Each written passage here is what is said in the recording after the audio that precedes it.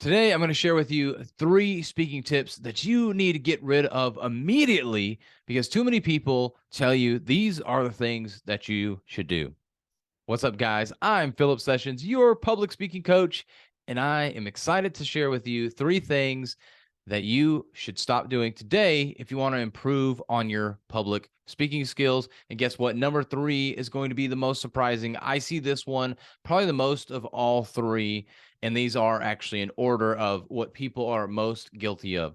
So, number 1 is constantly adjusting the mic. You're adjusting the mic, maybe if you're breathing in to the mic. You're just so nervous that you start breathing into that mic. Everybody says to breathe and just breathe, but that doesn't mean breathe right into the mic.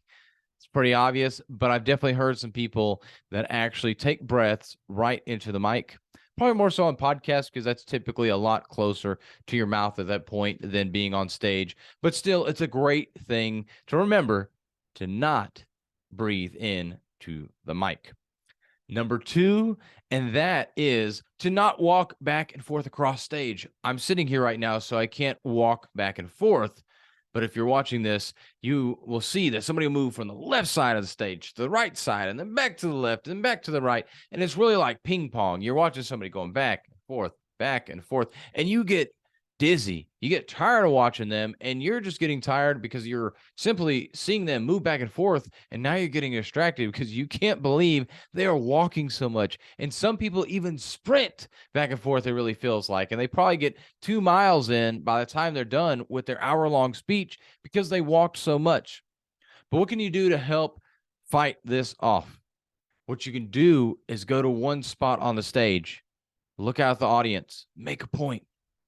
Then go to another spot, stop there, make a point. Yes, you want to move around the stage, but you don't want to move so much that you're like a ping pong ball. You're like a pinball machine where people just see you going back and forth, bouncing back and forth. You want to make sure that you go to one spot and stay there for a little bit. A lot of times, whenever people are moving around, it's because they're uncomfortable. They're not comfortable being there in that one spot. Now, don't also stay in the one spot, because if you stay in one spot the whole time, that's also really weird. And you don't want to sit here and look forward and then kind of pivot there and to the left and then pivot back to the right, but you're literally sitting in the same spot. You're not a batter. You don't need to stay in the batter's box. You need to get outside of that box that you've put yourself in and use the whole stage. The stage is large for a reason. The stage is above the audience for a reason. So that way you can look down at them. That way you can speak into them. But if you're only in one spot, you're going to be disconnected from the audience. So make sure that you do go speak to them. You go walk over to them, look at them, not just the people in the front, not just the people way in the back. You need to look at different people in the audience. And when you go back to the same familiar spots, go look at somebody different. Don't continue to look at that same person, because when you look at people, when you come over to their area, you are engaging them. You are making them interested in your topic.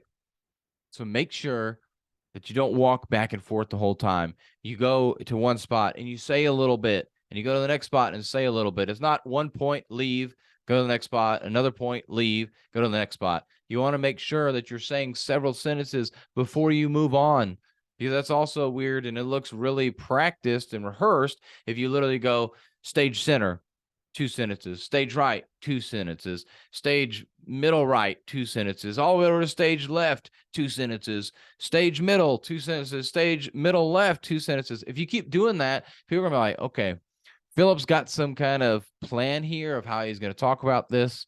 You just want to make sure it looks natural. You're going to different parts of the audience and you're trying to engage them. But then what's number 3? Because number 2, I'm sure you've seen it a lot. I've definitely seen it a lot from a lot of speakers, especially newer speakers that do this. But number 3 is the one that pretty much every new speaker, myself included, I'm guilty of this, that I've done this before, that I will admit that I'm nervous to the audience.